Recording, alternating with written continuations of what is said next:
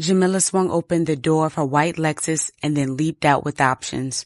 She could either act like she never received the letter and then fight like hell to save her marriage, or she can go into this meeting, absorb all the information she could, and then head to her lawyer's. She looked around the parking lot. The strip was packed despite the media urging everyone to stay in their homes. In fact, nothing looked different. Nothing looked suspicious. No one seemed to be looking at her or in her direction. She didn't see anyone, but knew someone was watching her. They said so in the letter. They were probably watching her now. In true Jamila fashion, she proceeded to give them a show. She smiled and gave her hair a light flip. Her goal was to give off the air that nothing was bothering her. But truthfully, Jamila was bothered. You got this, girl, she thought to herself. The show starts now. She took a deep breath, shut the car door, and then took long, quick strides to the entrance before her mind caught up with her body.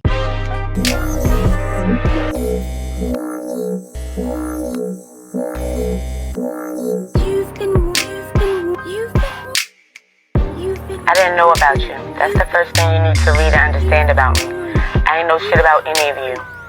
But I do now.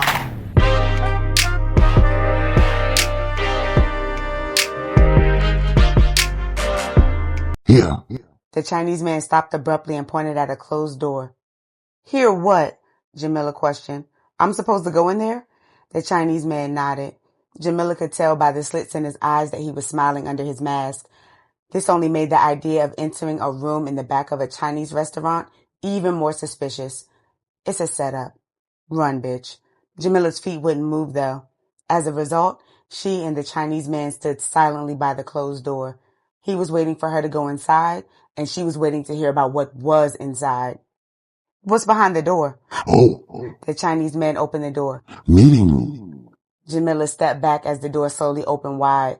She felt stupid when she saw he was right. There was nothing behind the closed door except an empty conference room. What would you like to drink? Jamila looked at the Chinese man through squinted eyes. She couldn't shake the idea that he was up to something. Water, she finally answered. In a bottle. A sealed bottle. Go on. He motioned to her. Others here shortly. Others? He nodded his head. He extended his hand, motioning her into the room. Jamila didn't move. Others? She repeated. His stance never changed. He simply opened his eyes wider as though that made him friendlier. The letter told her about the others, but she didn't imagine meeting them all. She thought she was there to meet one person, the white bitch. Jamila skimmed her mind. Even with it taking the white bitch forever to confirm their meeting, she never mentioned anyone else being in attendance. Please, he stated. He added a bowing action to his request. Jamila gave in and walked into the room. Relieved, the Chinese man immediately shut the door and walked away quickly.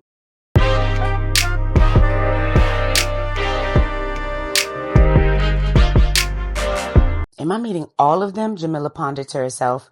She immediately felt blindsided.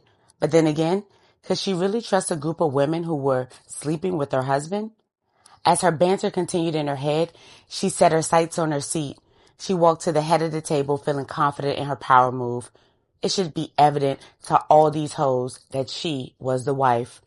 Jamila sat down and made herself comfortable at the table when a white woman walked into the room holding 2 glasses of water. I asked for bottled water. Jamila glanced at the white woman and then continued in her thoughts. A white girl? Jamila thought to herself. She took a second look. It was indeed a white girl. Why women don't work in Chinese restaurants?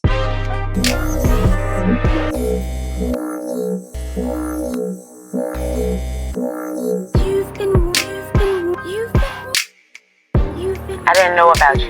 That's the first thing you need to read and understand about me. I ain't know shit about any of you. But I do now. They don't have bottled water here, she stated, placing the glass before Jamila. Jamila looked at the cup suspiciously. Do you work here? Who are you? She questioned the girl with her nose turned up. I expected you to have ordered something fancy, like a sake or a white wine. Excuse me? To look at you, you just seem like the type. And what type is that? The type to drink alcohol in a fancy glass with your pinky finger raised high? Actually, I would expect that from the white bitch. You are the white bitch, right? I prefer Rebecca. Looking at Rebecca confused the hell out of Jamila.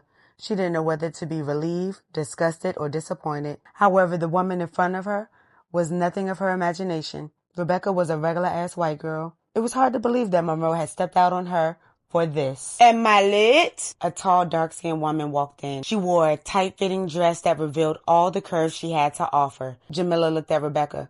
Who the hell is she?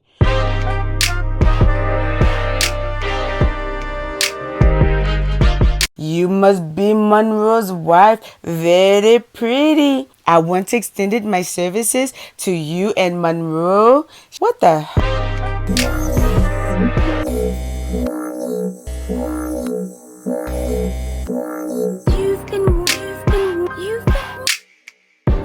I didn't know about you. That's the first thing you need to read and understand about me. I ain't know shit about any of you, but I do now.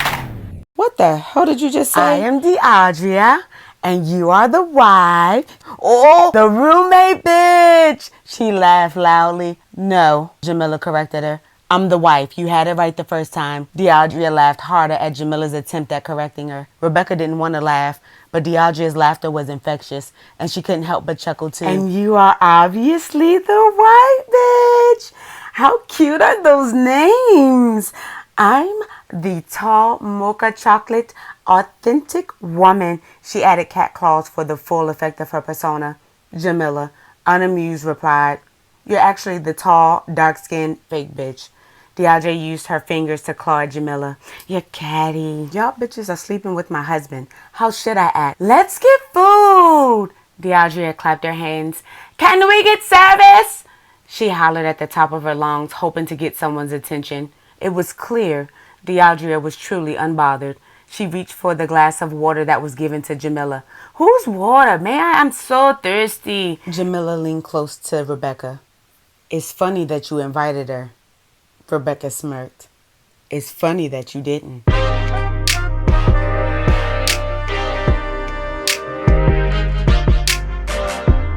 The food was good, Rebecca stated, tossing her napkin on the table.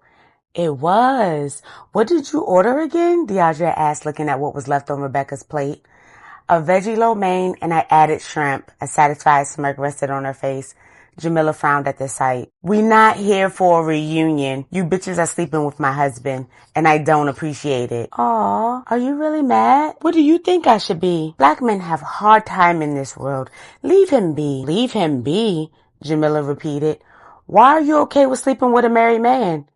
DeAndrea paused. I'm okay with sleeping with a married woman, too.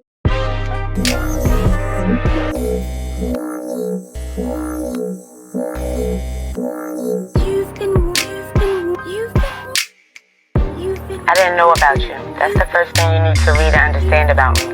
I ain't know shit about any of you, but I do now. Sex is sex. Married women put so much in it. Same married women have no sex with their husbands like they're okay with it. I know sleep with Monroe to hurt you. I sleep with Monroe because he pays me for services. Services he should get from you. With you excuses. Me period. Me head. Me.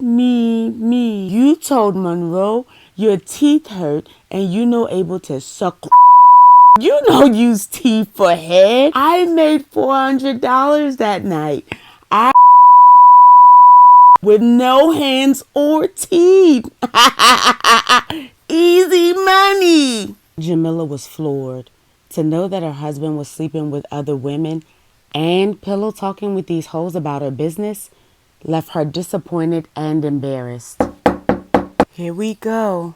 Jamila huffed and asked Rebecca rhetorically, You're expecting someone else, aren't you?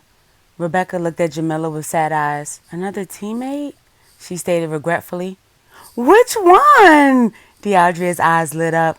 Before they could determine the identity of the late arrival, the door opened and a soft feminine voice said, Hello. Wait, Rebecca stated, clearly caught off guard. Who are you? She's my husband's assistant. That's not Monroe's assistant. Rebecca, your audacity is remarkable, but I know my husband and I know his assistant, and that's not her.